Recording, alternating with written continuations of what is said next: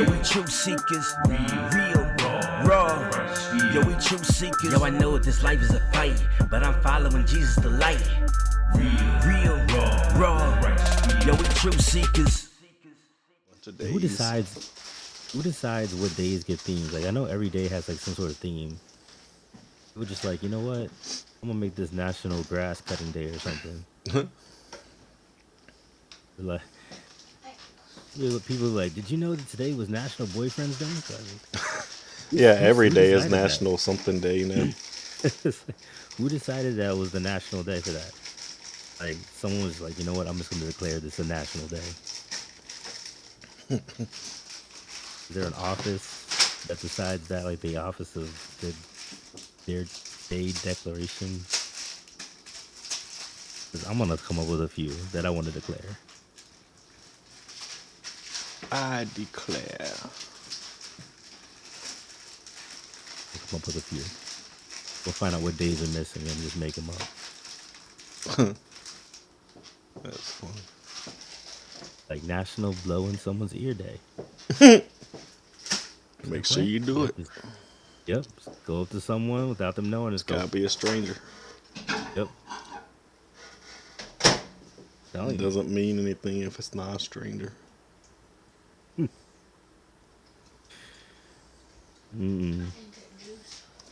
Juice it. Ow, my finger. National Juicing Day. National Juicing Day. I don't know. Some people might take that as the wrong thing. Some people, it's definitely been happening already. Like, what do you mean National Day? We've been doing this multiple days a week. What you talking about?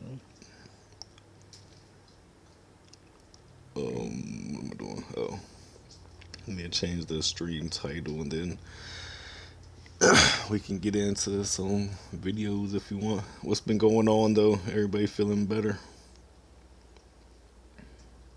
Yeah, I don't know what has been going on. It was some sort of bug or some sort of stomach thing because then like one kid was sick, throwing up, and you know everything went out both ends at the same time. And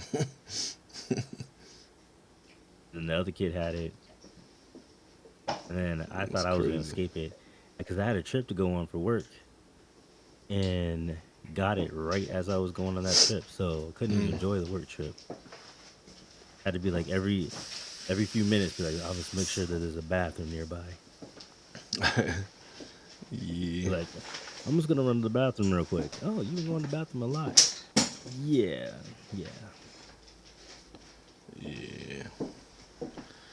But all is well now. Have you?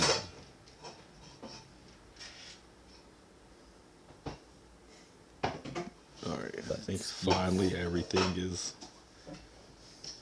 right in the world.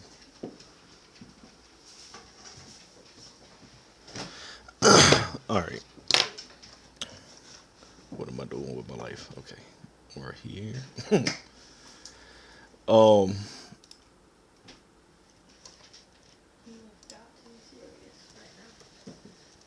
Let's see what old Wesley Huff is talking about.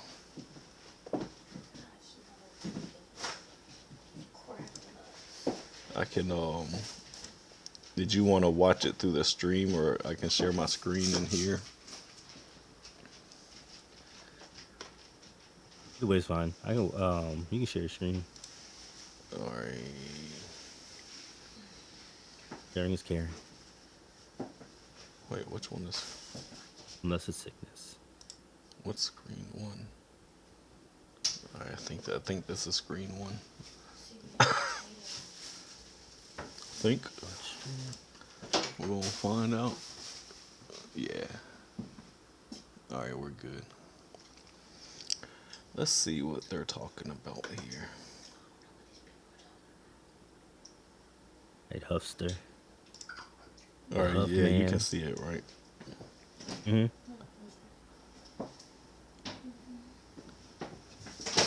Wonder since we're doing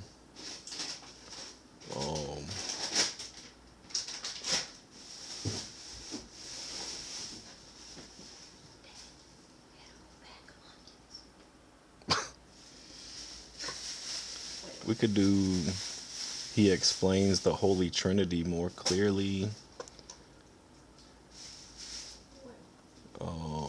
Where's some shorter ones?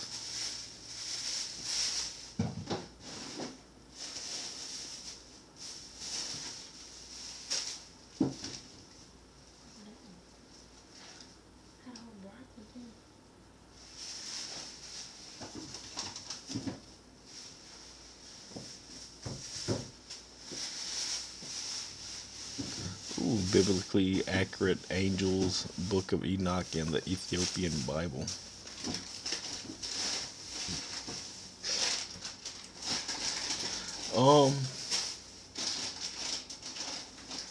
That was a demon to show him. We could do this one.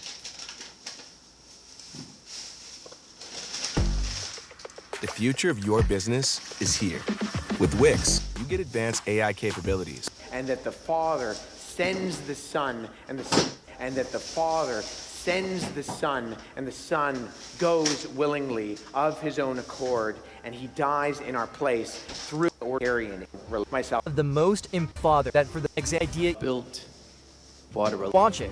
My name's Lachlan. Hey, Lachlan. I've built quite a relationship with God over the course of my life, but I have a lot of questions about the Trinity. Sorry, it's not about the veracity of the Bible. I know that's your whole talk tonight, but basically, I don't understand the distinction between God the Father and God the Son. I pray to God the Father, and I don't know why, like a lot of the people I know in my life, they pray to Jesus. And I've built quite the relationship praying to God and trying to get to know him. And I don't really know why I need Jesus. Yeah. Well, thank you, first and foremost, for your transparency to ask that question.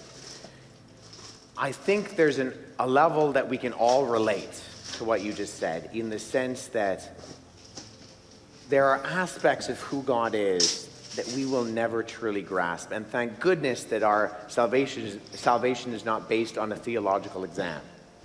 Because I think I myself would personally fail. I'm not going to speak for everybody in the room. I can vouch for that. Okay, thank you. It's an Ipswich thing. I don't want to... But I think, what we see within Scripture, and we have to be honest with what we see within Scripture, is that what we see described is that God is complex within his unity. Yeah. In that continually we have statements that are repeated. Statements like Deuteronomy 34:6, which is sometimes referred to as the Shema. Hear, O Israel, the Lord is God, the Lord is one God. And this is a statement that has been repeated since the time of Moses to modern Orthodox Jews today, every morning and every evening. Hear, O Israel, the Lord is God, the Lord is one God. And yet, we have these examples of God describing himself in a complex nature, that he's ruling and reigning in heaven, but he is in a physical presence on the top of the Ark of the Covenant, on the mercy seat.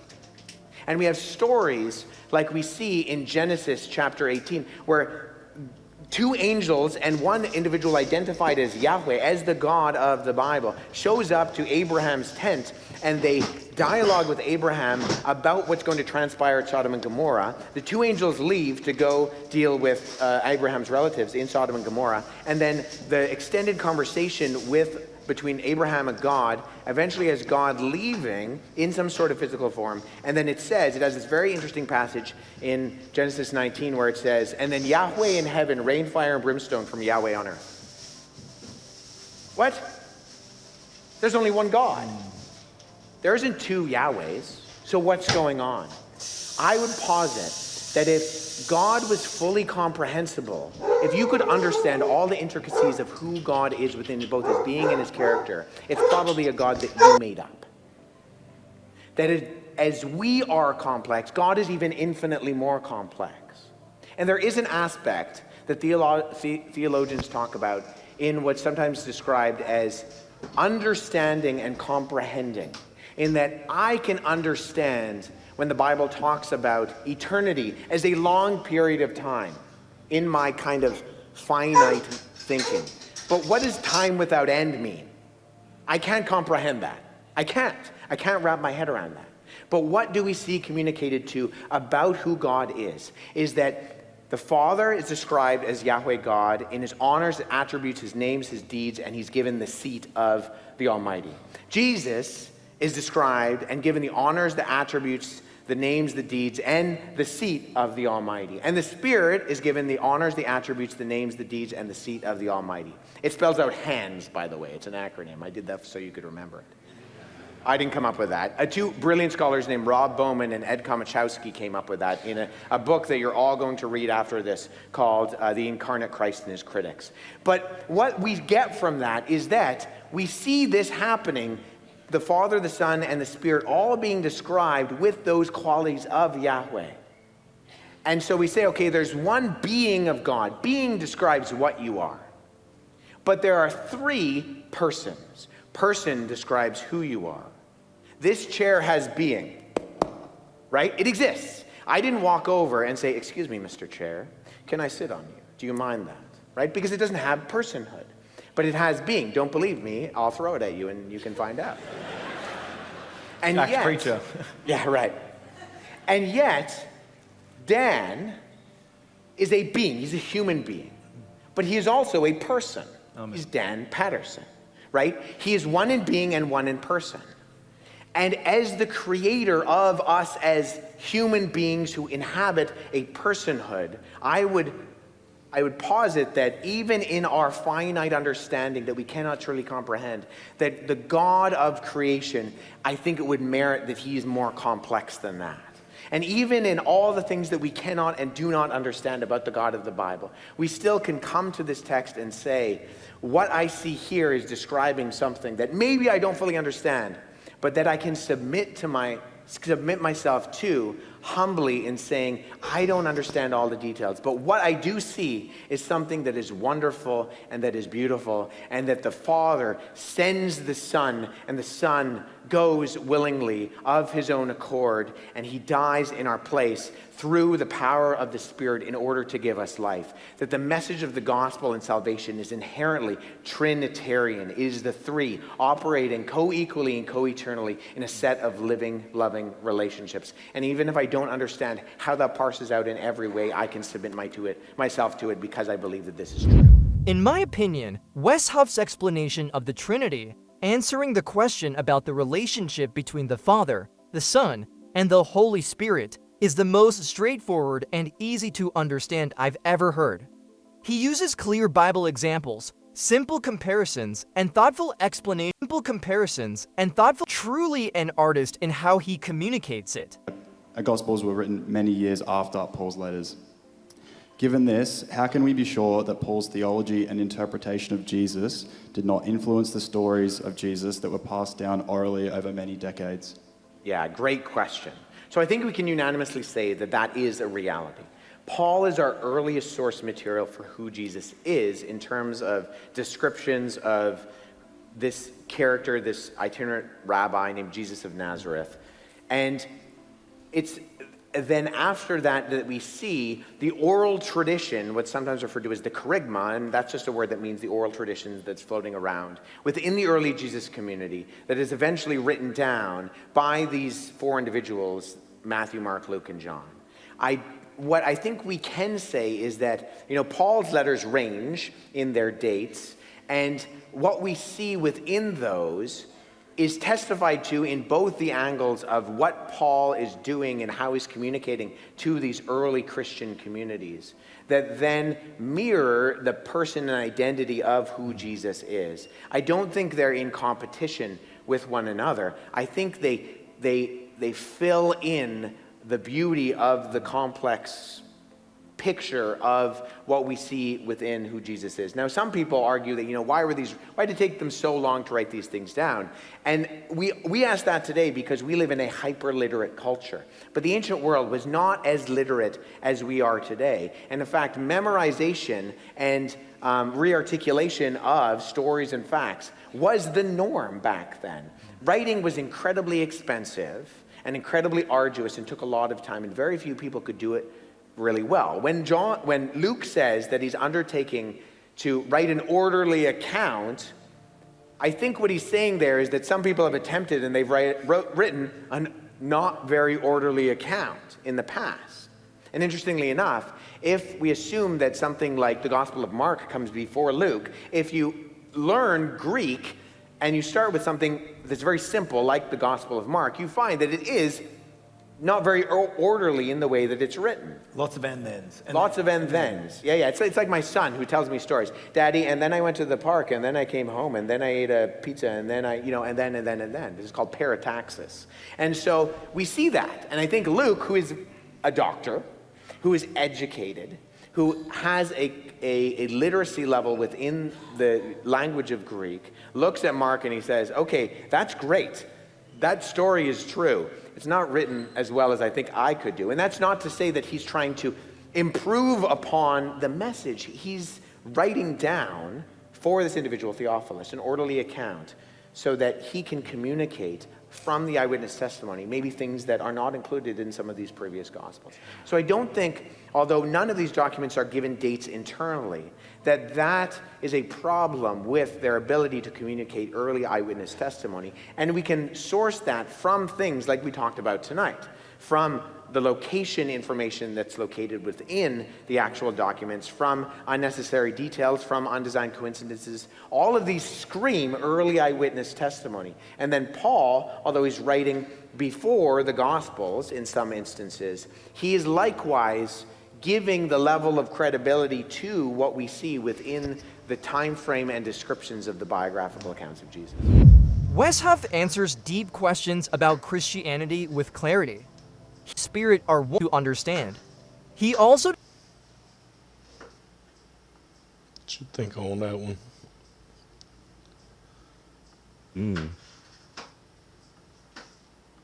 Some good stuff though. Yeah, I like watching him on like people's podcasts and stuff sometimes. I like watching different people's perspectives and stuff. People that are actually like knowledgeable and do it. Like he's a historian and all that stuff in the biblical, all that stuff. You tell he's done the research. Yeah, that's why I like listening to him, because I know he's researched a lot of stuff and studied a lot of stuff and things. I guess it comes down to who you just choose to try to put your trust in and stuff and things.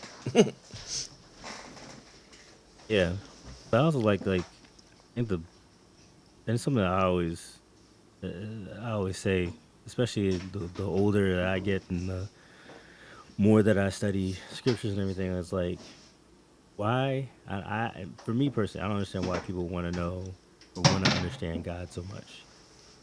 Like, would you really want, like, you would not want to necessarily fully trust in a God that you could fully understand? Like, it just wouldn't make sense to trust them.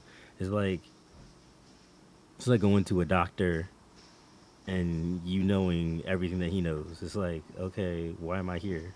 Yeah. Like, why am I with you? Or going to a lawyer, be like, listen, I'm gonna pay you a whole bunch of stuff for you to defend me in court, but we know the same amount of stuff. Like, it just kind of like, well, I might as well just be the lawyer, or I might as well just be the doctor. If I know everything that you know. There's no reason. Yeah. Right. So for us to like be frustrated with the fact that we can't understand God, it's kind of like, well, isn't that kind of the point of him being God? Like, him being something completely like out of the realm of our understanding. Yeah. And being all powerful and all knowing and all like ever present, all that stuff, that we can't fully understand that, including like knowing about the Trinity and different aspects of them. Like, that should be kind of comforting that you can't fully understand him, in my opinion. Yeah. I wouldn't. Hold on. Yeah, I wouldn't want. I got a whole bunch of noise over here, but I can't hear anything. yeah.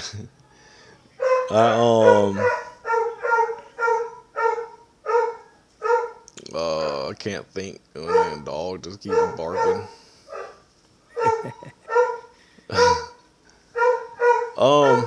Yeah, I wouldn't want to know, like, what's the point of him if you know everything he does and can do everything he does, then you just would have yourself. You wouldn't need him. You would feel like you wouldn't need him for anything. Yeah. Same thing with like how faith and all that stuff works. Like you can ask why, but the simplest answer to that, to why things happen, is um basically he's in control. like Yeah. Yeah. No, I get that. like I mean, I was trying to think of what he was talking about as far as the training is concerned. And like his explanation of it is kind of like pretty simplistic, but yet it also just acknowledges that like you really can't know.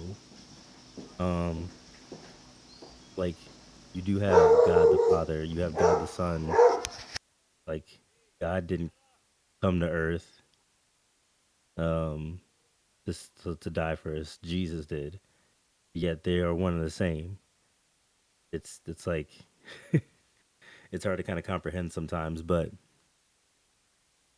um I think that's the beauty of knowing that like God is more than just one one entity that we can kind of like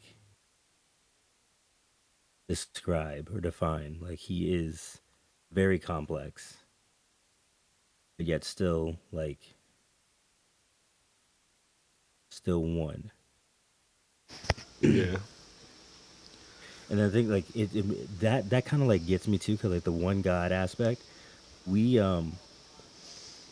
I think it also talks to the fact that he can fulfill three different roles as one God. Because you look at the Egyptians who had multiple gods for different things. You look at the Greeks who had multiple gods for different things. You couldn't have just one God to fulfill things because like it just wouldn't work. But we do have a God who fulfills every single thing. Like you don't have to have a sun god or a god of fertility or a god of this or a god of that or a god of uh, I don't know whatever else, the wind, the god of bowel movements or whatever they had. They had like they had gods for everything. yeah. But we can depend on the fact that we have one God who truly Rules what over he everything. right, and truly supplies all of our needs. Like it's a time when we look at the gods that the Greeks had or the Romans had or the Egyptians had or any of those things. They had they had gods that they created to fulfill a need or desire that they had. Like they had fertility, like, oh, we have people who are dealing with infertility, so we have a fertility god.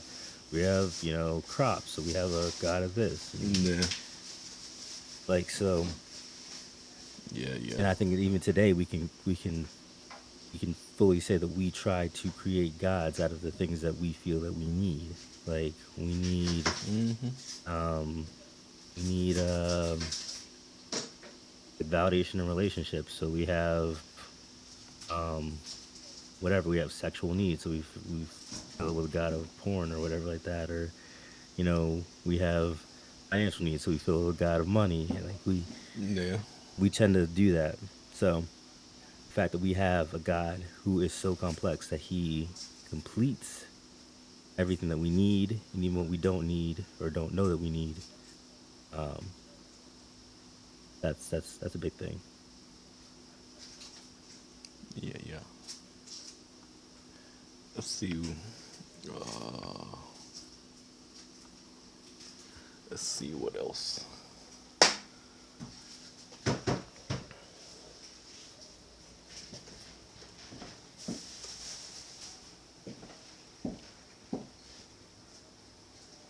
Is the dog over there acting up? Ooh, 4 years ago. Um, Chris pulled up, so she just barking and stuff. It would be Chris. Believe it on Chris. Yeah. Well, before that, she was barking at something else, and then something else, and it was just like, all right, you gotta shut up at some point. You got to stop. I couldn't even think, y'all. Like, yo, you My gotta daughter stop. was diagnosed with Holy. That was me trying to work earlier with the girls. They were beating each other up. Someone hit someone this way, then mislead someone hit Adam push and Eve someone and this way. causes Listen, the fall of humankind. you sit on the couch there. Were You there sit on the really couch there. talking snakes? Do not move. Cue the ominous lighting, and let's talk about it. Let's talk about it. In Genesis chapter 3, we have a character come into view that is called a Nachash in the original language. This Hebrew word, which uses the Hebrew letters Nun, Het, and Shin, is often translated as snake.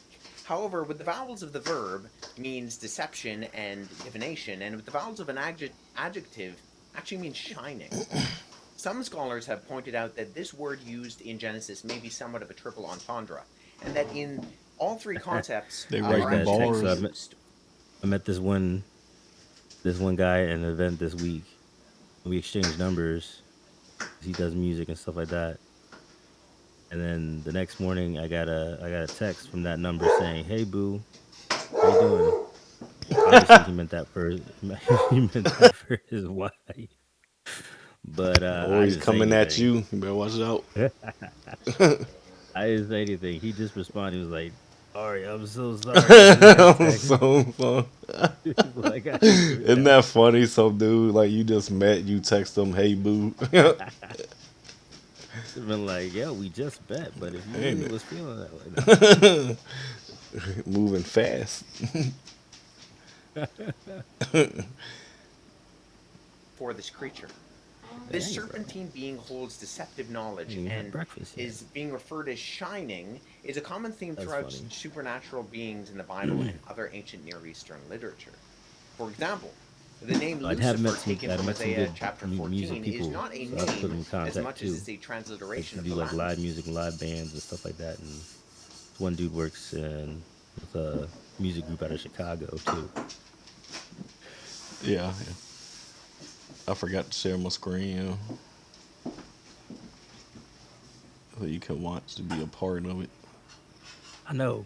I was playing the video like, why does he keep talking? I was like, oh yeah, he doesn't even know I'm playing it. All right. He's talking about was Satan a talking snake with a question mark. That's interesting. Chapter 3, we have a character come into view that is called a Nachash in the original Nahash. language. This Hebrew word, which uses the Hebrew letters Nun, Het, and Shin, is often translated as snake. However, with the vowels of the verb, means deception and divination, and with the vowels of an adjective, actually means shining. Some scholars have pointed out that this word used in Genesis may be somewhat of a triple entendre, and that in all three concepts are actually being used for this creature. This serpentine being holds deceptive knowledge and is being referred as shining is a common theme throughout supernatural beings in the Bible and other ancient Near Eastern literature. For example, the name Lucifer taken from Isaiah chapter 14 is not a name as much as it's a transliteration of the Latin word meaning light bringer or morning star. The King James translators borrowed the transliteration of this phrase from the previous English translation of the Wycliffe Bible. You'll notice that the word Lucifer isn't used in modern translations of the Bible, and instead they go with the literal translation of the Hebrew Hallel ben Shachar, or Hiasphoros in the Greek, and transliterate it as morning star. The point I'm making, though, is that Satan here, and there in Isaiah 14, is associated with brightness.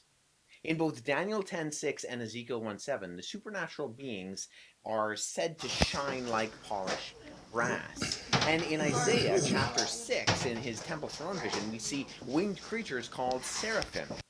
In Hebrew, the word seraph literally means it burns. And interestingly enough, the Hebrew noun seraph has a parallel in Egyptian that is the common word for snake. If we go to the archaeological record, we have a number of Hebrew inscriptions that include pictures of these creatures. The seal or bulla of Ashna, who appears to be a servant of King Ahaz, has Yahweh depicted in the middle as a glowing disc wearing a crown, and surrounding him are serpentine seraphs. And there are multiple ancient Israelite It's a artifacts UFO. of these types of depictions showing supernatural beings being portrayed as winged snakes. In fact, in the intertestamental book of First Dragon? Enoch, which I talked about last week, and you should definitely go back and check out that video, it appears to use the words serpents and seraphim interchangeably throughout the passages. But how does all of this play into the fact that what we have described in Genesis is a snake, and particularly one that is cursed to, quote, crawl on the ground in the dust? If you flip to Genesis 3:15, you'll see that it says, I will put enmity between you and the woman, and between your seed and her seed. He will bruise your head, and you shall bruise his heel. I think we can all agree that there's a metaphor going on here. There's far more than just the sentiment that women are afraid and cautious of snakes. The verse previously, however, reads, Cursed are you more than all beasts and more than all living in the field. Upon your belly you will go, and you will eat dust in the days of your life. There are components of symbolism here, but it does sound like we're talking at face value about literal snakes. This is where we need to ask the question, okay, I see the at face value reading, but whose face am I talking about? What I mean by that is that the ancient reader might have understood this or other passages differently, and understanding those differences helps us in the modern era to bring out the intention of what the original author is talking about. In the ancient Near East, the concept of being brought down and eating dust has a more profound connection, and we can see this other places in the Old Testament. In the book of Jonah, Job, and Isaiah, as well as other Akkadian and Ugaritic texts, the concepts of being cast down to the dust or earth can refer to being sent to the underworld. In fact, in the Epic of Gilgamesh, it refers to the underworld as the house of dust. Passages in the Hebrew Old Testament describe the abode of the dead, Sheol, as a place where one dwells in the dust. One connection that scholars have made between this use of ancient language is that when the author of Genesis 3 says, you will crawl on your belly and you will eat dust all the days of your life, they're evoking the image of divine punishment. Satan is later recorded as walking around and interacting with God in the book of Job, and even verbally sparring with traveling with Jesus during the 40 days that he spends in the desert. Satan is clearly walking upright in those instances of him being mentioned throughout Scripture. So I think what makes most sense in the Genesis passage is that this is figurative language being used to evoke or communicate punishment and retribution against the serpent when he's cursed to crawl. The question, do you take the first few chapters of Genesis literally, in my case is yes. But more than taking it literally, I take it seriously. The Bible was not written to us. There was a different original audience. But while it wasn't written to us, it certainly was written for us. And as I've said before in my articles and in my videos and other presentations, when we understand who Scripture was written to and how they would have understood it in their original context, it can better help us millennia later to apply it properly, consistently, and applicably. Satan within Scripture appears to be one of those beautiful, shining, supernatural beings. His description as serpentine is both meant to be taken literally as well as symbolically as a common picture of ancient, forbidden wisdom and craftiness. If you want to hear more about answers to questions concerning what's going on in the Bible, the Christian worldview, and answers to a lot of other really big questions, why don't you go ahead and hit that subscribe button and You check can put a out some tiny of the bit other of oil videos if and you want. content on my channel.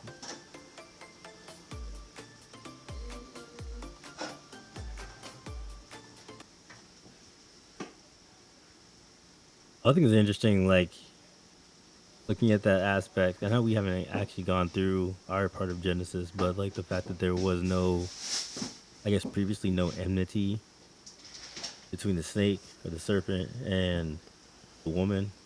Right. I think that's a key thing of just, like if it happened for this, there wouldn't have been, like, that divide. Like, this all created. I know my wife does not like snakes at all. Like, Yeah, I don't mess it's with not them. even a competition. Yeah, I Like, don't mess with. I'll take them over. I'll take them over some other stuff. Cause yeah, I can usually see a snake. And snakes really like, unless you are coming across some of them like really poisonous cobras, or whatever. Like, they ain't trying to mess with you anyway. Yeah, I just always figure snakes are too fast for my reactions, so I don't really have a chance with them if they come at me. If they strike We or caught, something. we caught. Well, we catch both of them. No, one got away, but we caught one in our yard, our backyard this summer. It was a like 7 foot black snake. He was kind of just like trying to get away anyway. So we just put a bucket on the opposite side and like stood in front of him. He was like, "Nope, bye," and ran right into the bucket. So we transplanted him far, far away. But yeah, it is very interesting. So I do think it's his take on it very interesting. It was like, yeah, physically it was literal like serpent, but also like you could take it as metaphorically the whole features of being serpent like Yeah, as well. yeah, Which I think is more creepier. I would rather talk to a talking snake than someone who is serpentine, because that could be like, I don't know, that could be weird looking. possibly could be. Might just be a lot of beauty. That's how he manipulates so much. That's how he gets over on people so much. Yeah, and it's hard to picture like put beauty in snakes. I don't know. Right. Snakes aren't actually ugly. Yeah, that's why I'm just wondering if it's more like he has the features, certain features of like a snake, maybe his eyes or something, and or something like that, and his character and stuff like that is more like a snake, slithering snake and stuff. Right. And the characteristics that we usually describe someone who's like a snake is very like crafty, very sneaky, very like S- Bite you in the manipulative. back, just waiting to turn on you type of thing and do something to somebody crazy. It's sneaky and everything.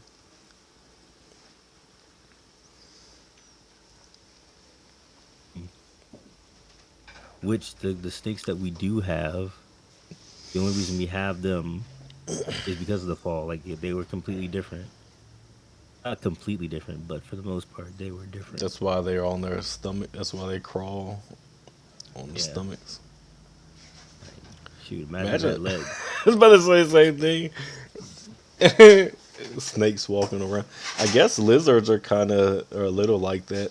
I guess. It's true. But yeah, imagine snakes and stuff. King Cobra just walking past you, going to the gym and stuff, lifting Yeah, like you think they're fast bigger now. muscles Imagine than you and those stuff. legs. Yeah.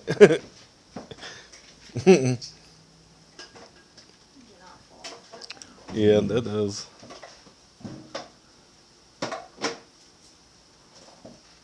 Huh. I wonder why all snakes had to.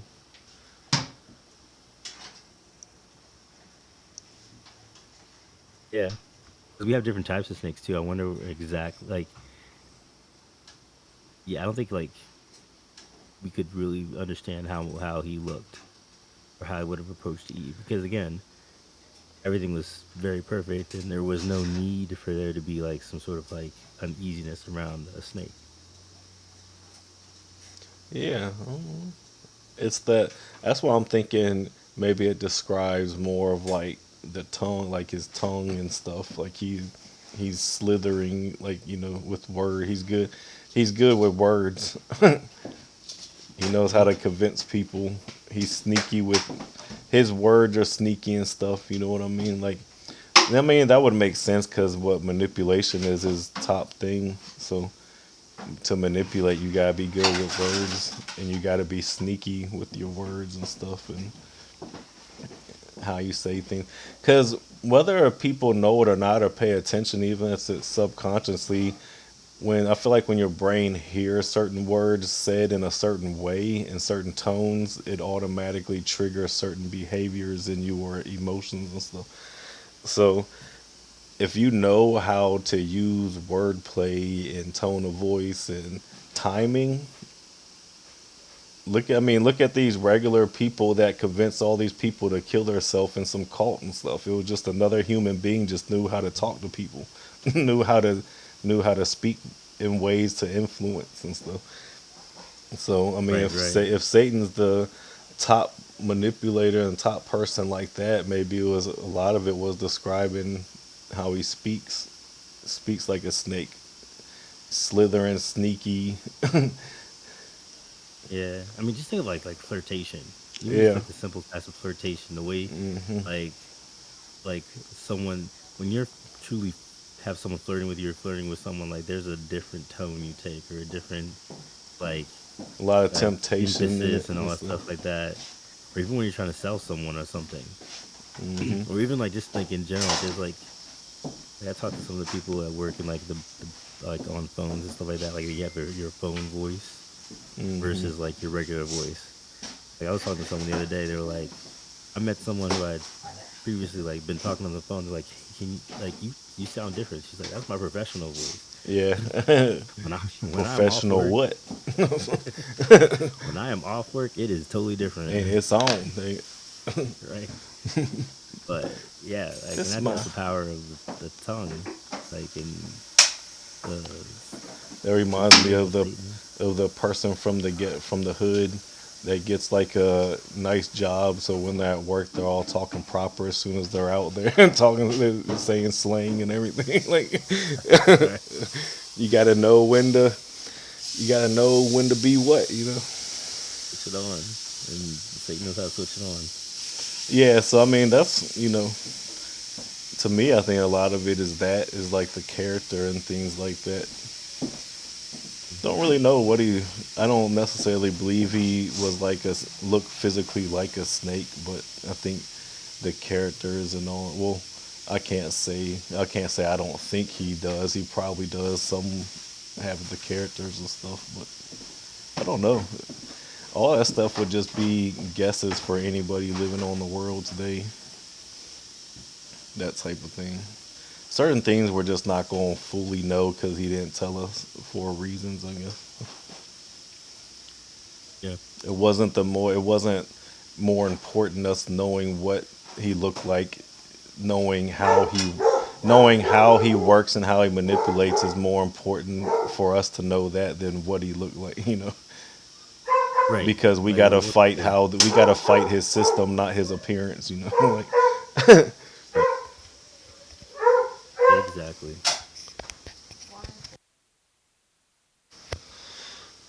yeah. Yeah, so I've thought about that before, but I don't know. I don't know how it really would have happened like that. I do, I do get like kids don't need to be exposed to certain adult things until a certain age, but I feel like when it comes to the Bible, we just need to be straightforward from the start. Because like a lot of the kids' versions of the Bible stories aren't how it really goes. It's like it's sugar coated in a feel good Disney type of version of. Yeah, I feel like more and more Christians are the only ones that want to shield their kids Hmm. from things, and I don't think it's a bad thing, but it is a bad thing when you're in denial of the fact that they're gonna get it Hmm. already. Yeah. Like if they're not getting it from you and they're not getting it from the right source, it's happening and younger, right? Yeah. Life So is like going life. Like, if your kid is in school, they're getting something. If your kid is like, no matter, it's coming to them from somewhere. So you might as well yeah. start preparing. And And you might not even know where it's coming from as the parent because they act like they don't need to involve parents anymore in their kids activities or knowledge of anything or what they teach your kids anymore. They act like you don't need to know. hmm Yeah, I'm kind of glad Chelsea's out of it because I've seen the school systems just keep. It's not getting any better. It seems like every year it keeps getting worse and worse with like what they're allowing people to do to kids and what they're exposing the kids to and stuff. And just the brainwashing they're doing on like teaching a kid to change who they are is the opposite of what we should be doing. We should be teaching just people in general, especially kids, we should be teaching them. We need to go back to teaching people to love who you are. Why change who you are? Love who you are. You're made that way for a reason, you know, like, because like I know I said it before, but my opinion, the only reason you would want to change yourself is if you don't like yourself. So why are you convincing kids to hate themselves, knowing that's going to make them depressed, have to get on all your little medications that you shove into people, and they're going to have a future of putting a bunch of money in your pockets and stuff like that because you done messed their head up on purpose. The teaching that we just want you to be different, just like everybody else. You're naturally made different, so why are you trying? They're literally trying. Basically, they're trying to change everybody into a robot to where everybody's exactly the same. No, you're natural. You're naturally different, so your natural self is what you should be if you want to be different. You know what I mean? They're trying to control the narrative. They're exactly the opposite of what God wants to do, which is why He gave us free will. If God wanted to, He could do the same thing that we're trying to do. And that is one sign on how you can tell that the devil is in control of that stuff. It's a devilish type of mindset that they have. Anything that does and like Satan just uses, like I said too multiple times, but we know Satan can't create anything new. He can only take what God has created and convince people that God's not who He is, or it's not a good thing. Don't use it as something good and things like that. So it's wild. There's a lot of crazy stuff happening right now. A lot of nonsense stuff that makes no sense at all. Like, it's just ridiculous. Like, none of this stuff you would have thought, like, when we were kids and I was a kid, that we never even thought about none of this stuff. Well, we would think about it and it would pop up, but we would just nothing like that would ever happen. That's crazy, you know.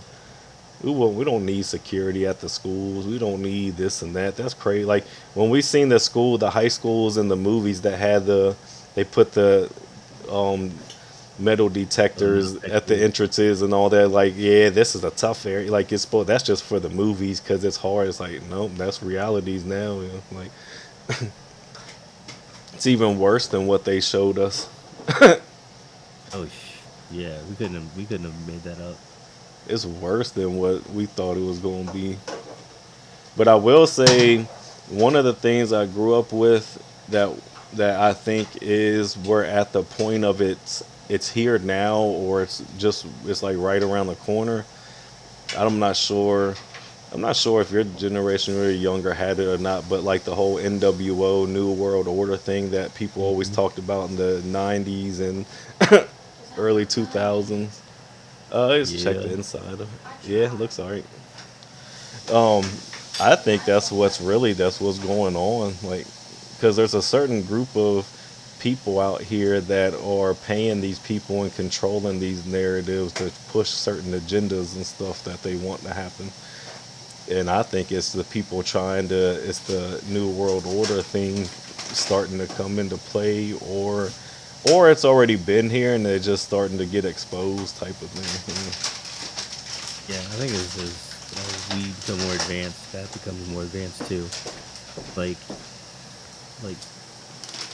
with any technological advancements or societal advancements comes the advancement of evil. And if good doesn't advance with it, then that's going to be prominent. Like good has to actually put in the work. Yeah. Well, evil put in the work. I watched Book of Eli again recently because it was free on YouTube. I was like, I haven't seen that in a while.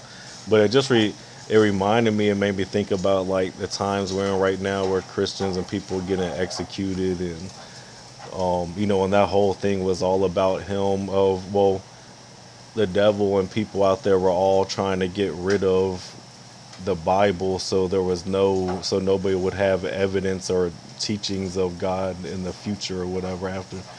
So his whole thing was to protect that so they could print it and keep it going in the new world or whatever and stuff like. It's post-apocalyptic, so the world basically already ended. It was just few people left around on it, but he had like the only King James version of the Bible that was left on the planet. Everybody else burned the rest of them because they were trying to get rid of the word and stuff like that because they know how powerful it is. Of course, everybody wants to play God, especially if there's only like 1 million people left on the planet. You're trying to rule everything, like, but, so the whole I watched that, but it kind of makes me think of like how things are going right now. They're literally trying to they're trying to erase God off the planet in a way, like Christian and anything to deal with. Which I know God does say in the Bible at some point, everything about him and all his believers and everything will not exist on this world anymore, and that's when the devil really reigns. He'll remove everything about him, and then it's too late at that point for people that I think it's too late at that point, ain't it? Yeah, and it's crazy. Like, what was I was thinking about that when there was a video I was watching on Instagram where they had this song like oh, how he loves us, like he loves More us, water oh, if how they he need. loves us. That song, and they had a group of like LGBTQ who changed it to "Oh, how she loves us," like changing God's identity and gender. Yeah. And like it's like They're that's the thing. Like, oh, you know what? Like we can change. It's a sad fact that we've begun to try to change our own genders so much that we figure that we can change God's gender and He'll be okay with being trans. Like, like it's just not. well, the thought of mine on that too, on another part of it is like they've tried so long just to get people to like deny God, and it's almost like, okay, well, we got who we could to deny him now, but there's still too many people that acknowledge him. So instead of trying to get rid of it, let's just convince people that he was somebody he wasn't, type of thing. Let's just lie about who he is, type of, and manipulate people in that type of way. Yeah, you can have your own God. You don't have to, like God is who you want him to be, type of thing. Which leads and stuff. back to even what we were talking about before about like there only being one God. It's only going like even like the fact that there's only one God means that even the versions of God that you create are not God. And that's a dangerous thing. Probably the more dangerous thing, because we don't have a lot of people out there creating like idols and like stuff like that really anymore, like they did back then. But we do have a lot of people who are like, yeah, I'm a Christian and I believe in God, but how I view my God is like this, or how I view God is like this. It's like you starting to get into that dangerous territory where you. That's where God. I try not to use the word feel so much when I'm talking about God and stuff, because a lot of people like, but I feel this and I feel that, but you also felt like 10 different guys was your husband that you aren't with anymore. Like, you also have the same feeling about every single person that is not who you thought they were. You got Taylor Swift syndrome when you're dealing with relationships. I don't think I can trust you to feel it. I feel this and I feel that. Well, your feelings lie a lot. So, matter of fact, that's what Satan attacks a lot, because he knows people go off of feelings. So he's going to confuse your feelings. What are you going to do then when you have feelings but you doubt your own self? Then what? Now you're stuck in this whole messed up mental state of not trusting yourself. But I feel like this. Which is another argument against the whole gender thing. Like, well, I don't feel like Yeah. What the heck do you feel like, bro. then? I don't feel like a feel like- human. Does that make me something else? Like, I don't. I don't feel like a lot of stuff throughout the day. Yeah. Like, 1,000 different feelings you go through. You know what? I don't feel like working. Does that mean I have to work? No, I don't have to. We were all basing everything off feelings. Yeah. You be burned up a long time ago. Yeah. I feel. I mean, I say I feel. See what I'm saying? I'm such in a habit of saying it that way. But I mean, there is a difference between like instincts and hearing like God speak to you and stuff, or getting a certain feeling about something, compared to just always making choices based off of how you feel in the moment. I mean, just like as simple as a work thing. There's going to be some days you wake up, you're just not going to feel like going in, but do you? Yeah, because you need to. You got to do what you got to do, right? So if you can use that excuse for money to motivate you to get up and go make money, why can't you use the same thing to get up and go do what God's saying and stuff, like, or trust that what he's saying is really what he's saying and stuff. Like one thing for me is I'll be talking to God and I will get something come across my mind, or like God will say something to me, and then I'm always like, I don't know, I think it's more of like doubt in my own self, because I'll hear him and then I'll like question, like, well, are you sure that's all right to do? Or is that just me trying to make up an excuse for myself to do it? You know what I mean? Like, keep doing it or something. Like, but I have heard him recently say, I have to stop doubting my mind because I gave my mind to him. So the thoughts that come to my mind aren't necessarily mine. They're what he's putting in my mind, you know what I'm saying, for a reason and stuff. Right. But, you know, Satan knows that I doubt myself a lot in my own thoughts, and I have that battle a lot on, is it my thought, is it this or that? I've always had that battle a lot in making a choice or believe. I think it's just, like I said, believing in myself, as in, like, believing in what I'm hearing and not thinking that it's just me trying to have my own way. But no, that's God. Like, I'm hearing it right, you know. Like, it's okay for me to say, you know what, I did hear that right, instead of doubting myself, you know what I mean, or saying it's just my own thoughts or something.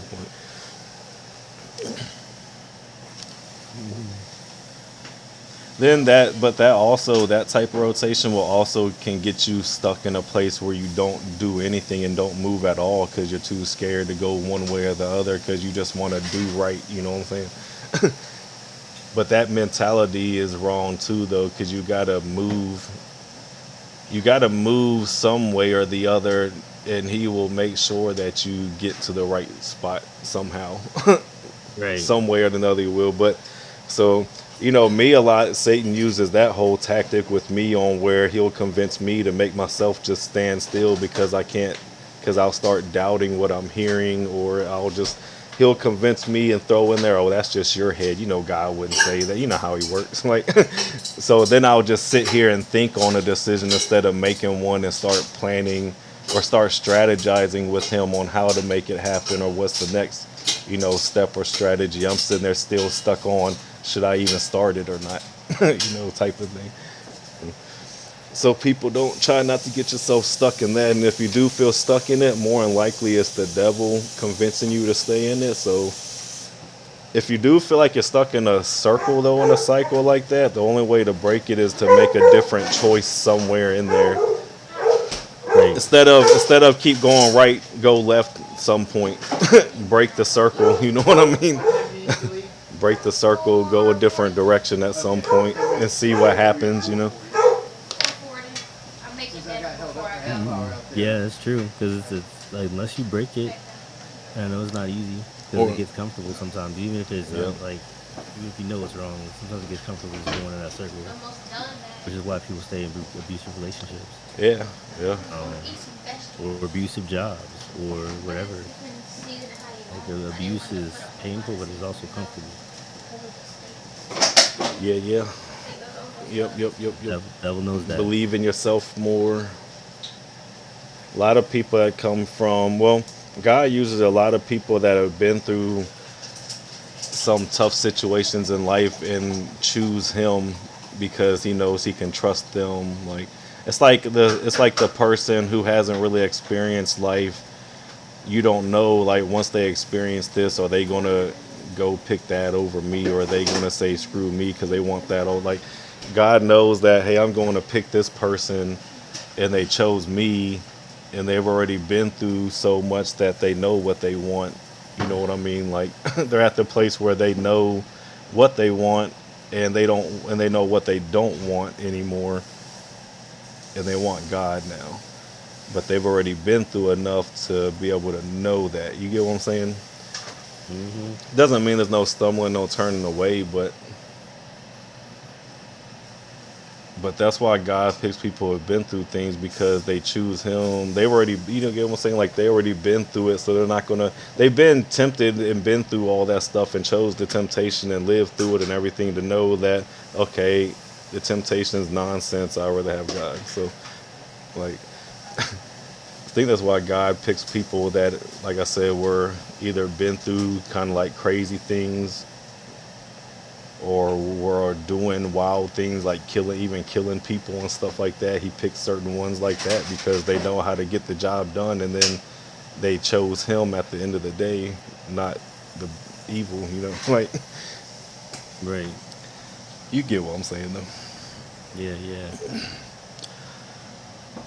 He can't, I mean, he has to have people that are strong willed and everything, and strong mentally. He can't have weak people that are just going to turn around and run away as soon as something gets tough and things. So he's got to find people that have been through some stuff, and still kicking, still being positive, and still making it, still fighting through, Yep. still Eventually, getting up. everybody is going to have to make that decision, and unless you're ready for it, it ain't gonna be an easy decision to make. He's looking for them Jobs. That no matter what you go through or happens, you still looking at him like, what's next? What do I gotta do? What's going on? Like, what's happening? Right. I'm It's all here yours. with you still. Yeah, I'm still here with you. What's up? Like, what's my next? Like, Alex Jones, actually, I seen a video. Alex Jones was talking, and he said some really good stuff recently about God and, like, believing in. He was talking about hearing God's voice, like praying certain things, and then after praying those certain things, after a while, he started hearing God's voice clearly, and then he just started asking God. Now he just asks God, like, what's my mission? And he said he hears from God, and that's what he does now. He just acts on what he said, you got to believe. And that's my whole thing, is just believing, I think, in me, not believing in other things or God or anything. It's just believing in my own brain to, like, yeah, that's him talking, not my own nonsense. That's him in my brain, not me. Yeah, and the more you start listening for his voice, the more you start recognizing it. I think the key. Us. Because, like you said, Satan will try to do that too. But once you start distinguishing that voice, you start seeing how Satan tries to talk to you versus how God tries to. Yeah. It makes a big difference. Yeah. Yeah, what works for me is I'll just step outside, or like sit on the back deck or something, especially if it's nice out, and just or like walk and stand in the sunlight for a few minutes or something, and like, or I'll just stand on the back or sit on the back and just, like, in the quiet, and either talk to him in my mind or just listen and stuff. But I suggest for everybody to, like, take at least 5-10 minutes out your day, out your time, like, disconnect from things, go sit outside in the quiet or something, or just in nature in the sun or something for a few minutes, and I told God, I made a certain time, whatever. I feel like He told me a certain time to meet up with Him, but I got a time where I go out on the back every day, each day at the same time, and that's my check-in time with Him. Like Hmm. check in to see if He has anything to say for the night, anything to say about the day that He could have done different or anything like that, and if He has any type of thing He has planned for me in the morning, and then. And if I don't hear anything, it clears my mind, and then I just like, all right, cool. Then just go on with the rest of my night. I usually do about 8, like 8 p.m. Then Yeah. I'll just go on about the rest of my night. I've always been the person. I feel like once you see the sun going down, that's when it's time to head home. I've always felt that. I've always been that type of person naturally. Like I always feel like that time, like once the sun is down, I feel like it's family time type of stuff. You know what I mean? Or like evening time is family time and stuff. Things like that. So I like to be home and whatever. I feel you. Yeah. Feel you now. More and more these days. All right. Well, catch y'all next time. Y'all stay up. Be easy. Be good. Happy Halloween. If we don't see you, we're going to see y'all before that. But yeah. Well, maybe. As long as everybody's healthy and stuff. Right. Right. But, Gotta stay healthy. yeah, y'all be good and stuff. Till next Peace time. out. Later.